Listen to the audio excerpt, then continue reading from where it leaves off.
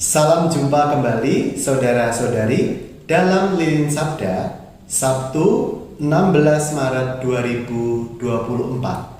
Injil akan diambil dari Injil Yohanes bab 7 ayat 40 sampai 53 yang membahas sosok yang istimewa, yaitu Nikodemus. Mari kita baca beberapa ayat dari Injil hari ini. Apakah hukum Taurat kita menghukum seseorang sebelum ia didengar dan sebelum orang mengetahui apa yang telah dibuatnya? Jawab mereka, apakah engkau juga orang Galilea? Selidikilah kitab suci dan engkau akan tahu bahwa tidak ada nabi yang datang dari Galilea. Saudara-saudari yang terkasih, Yesus dalam bacaan hari-hari ini ditolak. Kenapa ditolak oleh oknum para pemuka agama Yahudi? Karena Yesus bukan berasal dari Bethlehem, tetapi dari Nazaret di Galilea. Nah, orang-orang yang menolak Tuhan Yesus sebenarnya punya alasan dari kitab suci juga. Dalam nubuat Mika bab 5 ayat 2 dikatakan bahwa Mesias akan datang dari Bethlehem. Kita tahu bahwa sebenarnya Tuhan Yesus lahir di Bethlehem. Karena waktu itu Bapak Yusuf mengikuti sensus penduduk sebagai bagian dari keturunan Daud yang juga berasal dari Bethlehem, maka Bapak Yusuf membawa Bunda Maria yang sedang mengandung ke kota asalnya, yaitu kota Bethlehem.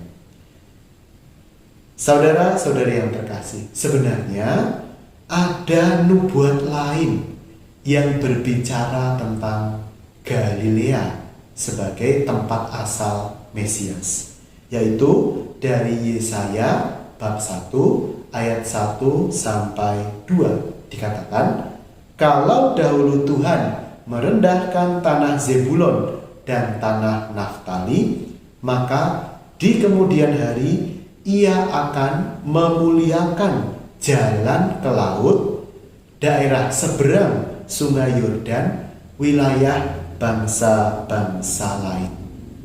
Ayat ini menegaskan bahwa Galilea yang di dalamnya ada Nazaret, tempat di mana Yesus bertumbuh dewasa, akan menjadi tempat munculnya tokoh pembawa terang.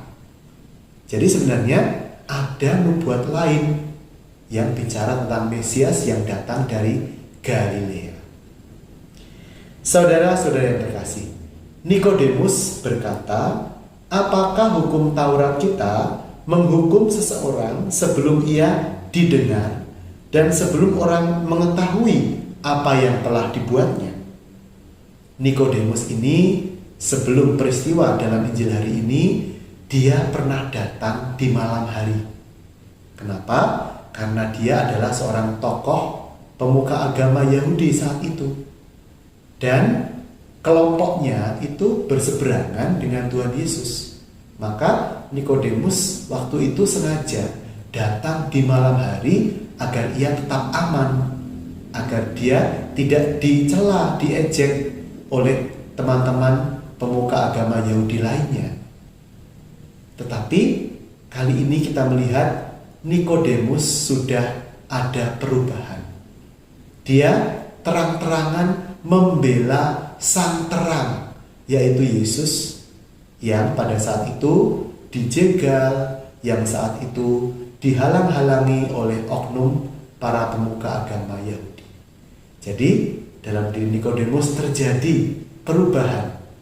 Dia yang tadinya datang di malam hari, sekarang dia dengan terang-terangan membela Tuhan Yesus. Sebuah perubahan yang luar biasa. Dari seorang yang takut menjadi seorang yang percaya. Dari seorang yang hidup dalam gelapnya malam menjadi seorang yang hidup dalam terang bersama Yesus Sang Terang.